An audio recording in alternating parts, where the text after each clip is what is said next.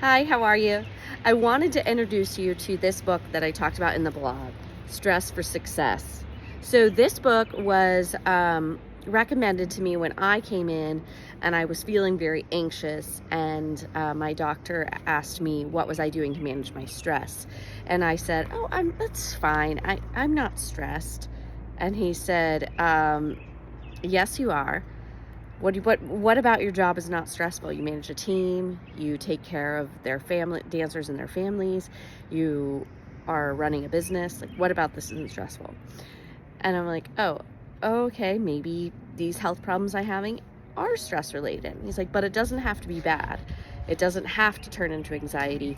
Read this book, which is why I love my doctor, because a lot of doctors don't have you read books, but he did. So one of the things that I think is really cool about this book is it has these 4 energy quadrants, and these energy quadrants is what kind of transformed the way that I operate. So there's 4, and I wanted to go through them real quick.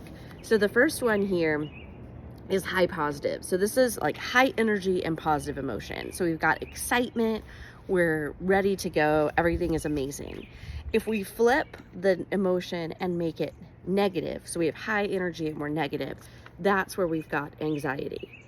And I've actually talked to our dancers about this, that the only difference between anxiety and excitement in a thought process way is whether we're choosing to view it as positive or choosing to view it as negative. Now, I'm not going to say that all anxiety is solved by just thinking positively. That's not true. But that if we're feeling anxious and like we trying to identify how we're feeling, and we're feeling high energy, then the label that we put on, whether it's positive or negative, greatly influences how we view it. So if, for instance, at my wedding, I was like, oh my gosh, I'm feeling so nervous about this. I'm feeling so anxious about this. I've got to walk down the aisle in front of all these people. And then I went, wait, this is a good thing. This is positive. Am I anxious or am I excited? So sometimes we can misinterpret that high energy. So then if we have a low energy, but it's still positive, then that's where we get calm. And then if we have a low energy and negative feelings, that's where we get depression. Now, I made the mistake of thinking that as a business owner, I needed to operate at high energy and positive energy all the time. So I needed to operate in this quadrant 1. And anything that was low positive, that wasn't good enough. I needed to be like all in. And it kind of made me a little bit manic and crazy. And my team didn't like it so much.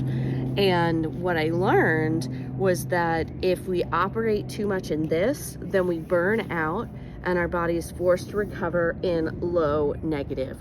We have become depressed.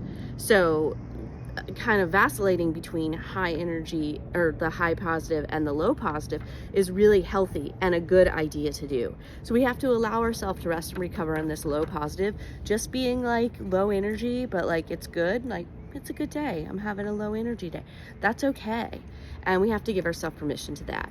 So if you want to talk to your kids about stress, I really recommend these 4 quadrants, because I think that this helps them identify how they're feeling inside, and can give you language, and then can let them kind of investigate. We're feeling high energy. Is this a negative or feeling or a positive feeling? Are we assigning it that? Could we assign it something different? So let's change the narrative and bring stress back to something positive that we can manage. So we got this and stress for success. See ya. Bye.